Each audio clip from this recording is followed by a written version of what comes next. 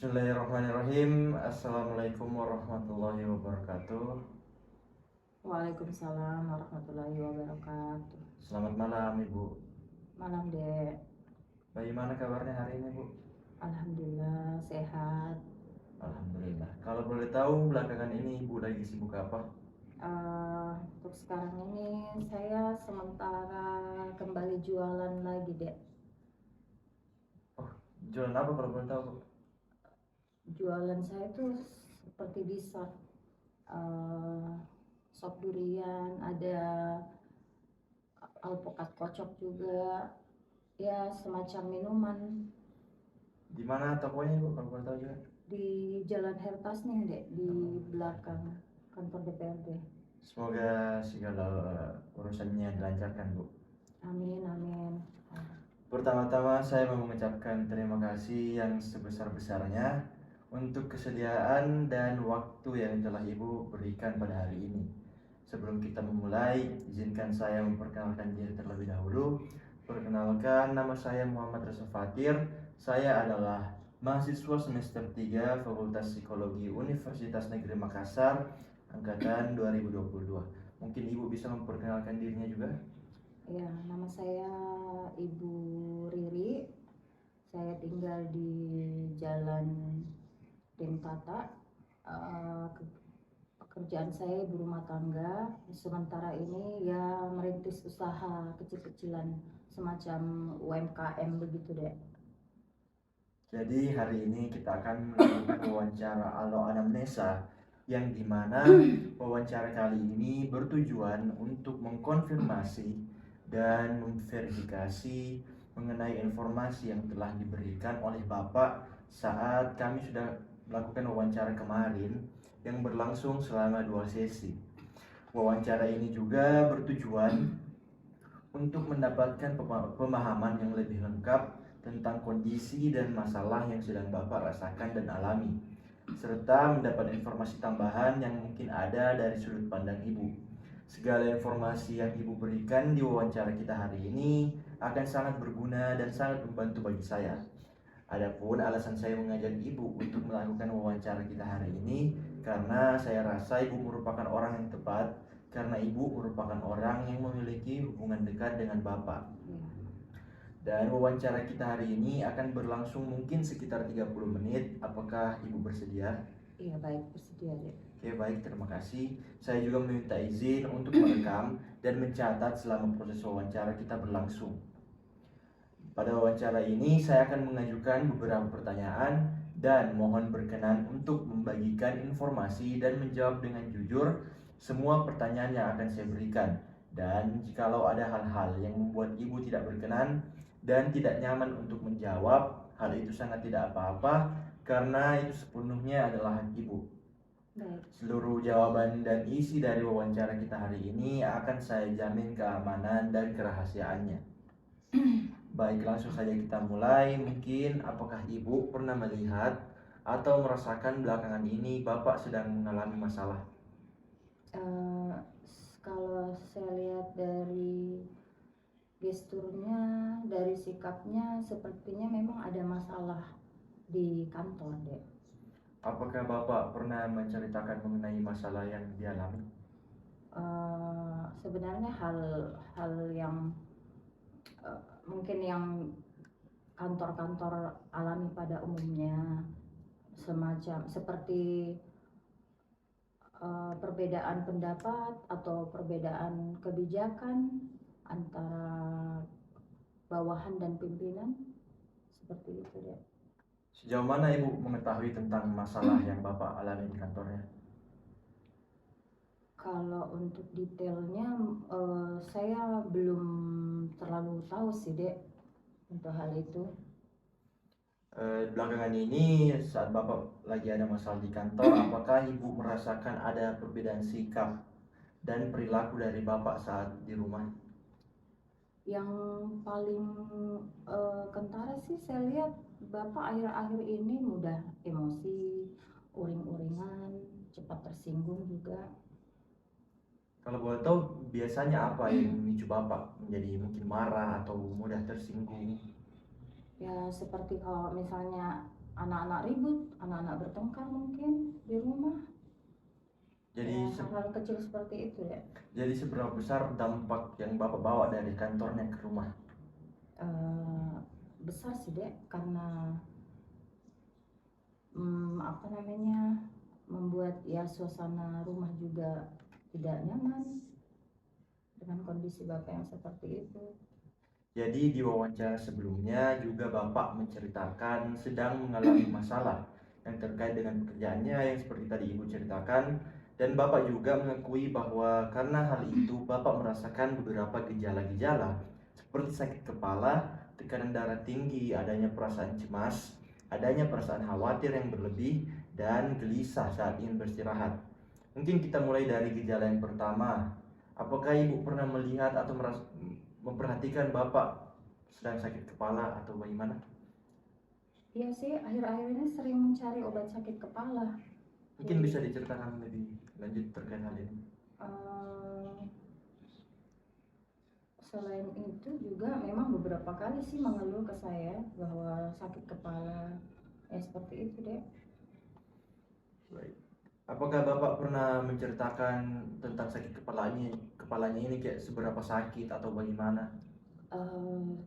Seperti agak kram kayaknya. Dia kalau Bapak sih cerita di belakang di tengkuknya itu agak kram. Terus saya awalnya kira migrain, tapi karena saya lihat berkali-kali mencari obat sakit kepala dan sering mengeluh, jadi saya pikir sepertinya bukan migrain, mungkin ada hal lain. Seperti itu deh. Oh, berarti cukup sering ya Bapak Iya, mengeluh. cukup sering. Yang kedua itu Bapak juga mengakui bahwa tekanan darahnya meningkat. Apakah Ibu mengetahui mengenai hal ini? 2 hari yang lalu sih dek, karena saya sempat lihat, memang Bapak kan rutin tiap pagi itu rutin tensi, dan sebelum-sebelumnya sih normal, cuman 2 hari yang lalu memang sempat agak tinggi hasil tensinya. Seberapa sering Bapak merasakan hal ini? Seberapa sering? Kalau untuk tekanan darah tinggi itu memang dalam beberapa bulan terakhir ini ada beberapa kali sih tekanannya tinggi dari hasil tensinya. Berarti cukup sering juga ya Bapak? Iya, sering. Dan kalau sedang seperti itu, apa yang biasa Ibu lakukan untuk membantu atau apa yang Bapak lakukan untuk menangani hal ini? Biasanya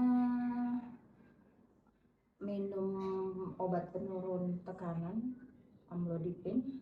Jadi memang sudah pernah sih, kalau untuk hipertensi sendiri karena ada keturunan ya dari keluarga, dari orang tuanya Bapak. Cuman untuk lebih jelasnya lagi, karena saya lihat beberapa kali tensi memang hasilnya tinggi, jadi ya salah satunya minum obat itu aja, minum amlodipin deh. Seberapa parah dampak dari tekanan darah tinggi ini yang Ibu pernah lihat kepada Bapak? Tidak bisa tidur juga, tidak bisa konsentrasi. Baik. Dan selanjutnya itu Bapak juga mengakui merasakan cemas. Apakah memang hal ini terjadi dan Ibu pernah melihat?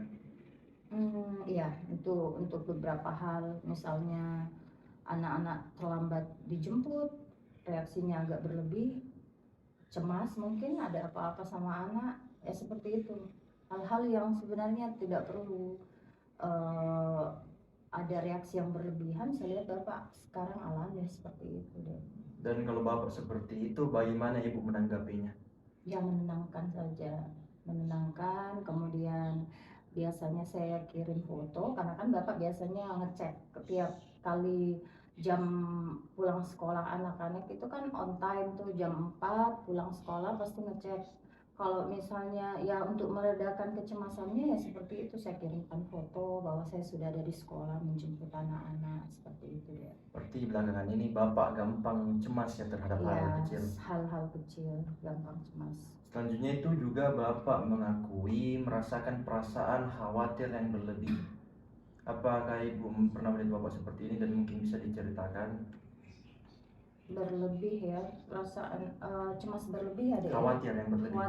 Khawatir yang berlebih ya, seperti itu tadi, hal-hal kecil seperti anak-anak terlambat dijemput, takut karena kalau ada apa-apa, mungkin takut diculik, sampai hal seperti itu yang seharusnya mungkin eh, sesuatu yang tidak mungkin terjadi dipikirkan sama bapak, yang seperti itu deh.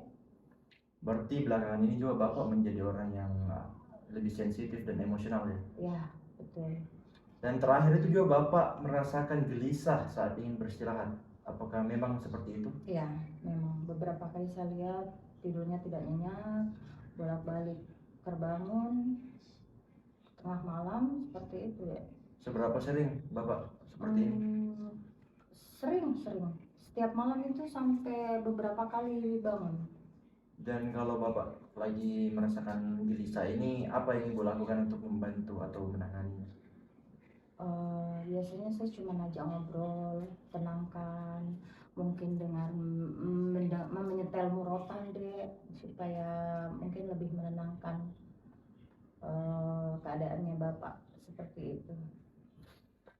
Selain gejala-gejala yang Bapak sudah sebutkan, apakah ada gejala-gejala lain yang mungkin Ibu lihat tapi Bapak tidak sempat ceritakan di wawancara kemarin? Kalau mengenai gejala-gejala yang lain, sepertinya sudah ada semua sih dek, sudah dijelaskan semua sama bapak waktu itu, waktu wawancara yang sebelumnya. Dan bagaimana peran atau dukungan dari Ibu dan keluarga terhadap masalah yang Bapak alami ini? Dukungan saya sih kalau dari saya sendiri ya, saya sekarang sering ngajak ngobrol. Kemudian kalau untuk di rumah itu ya berusaha menciptakan suasana rumah yang nyaman, kondusif. Anak-anak juga saya sampaikan supaya tidak ribut pada saat bapak ada di rumah. Seperti itu sih dek. Jadi di belakangan ini apakah proses komunikasi yang terjadi dalam rumah seperti biasa atau terjadi hambatan atau bagaimana? Semenjak bapak akhir-akhir ini seperti itu, ada masalah di kantor ya, komunikasi kami ya berjalan kurang baik ya dek ya, karena ya itu tadi harus hati-hati dalam bicara ke bapak, karena gampang tersinggung. Kadang mungkin yang saya maksud atau misalnya ada yang bertanya seperti ini ditanggapi lain sama bapak, ya memang harus lebih berhati-hati sih sekarang ngobrol sama bapak atau bertanya ke bapak, seperti itu ya.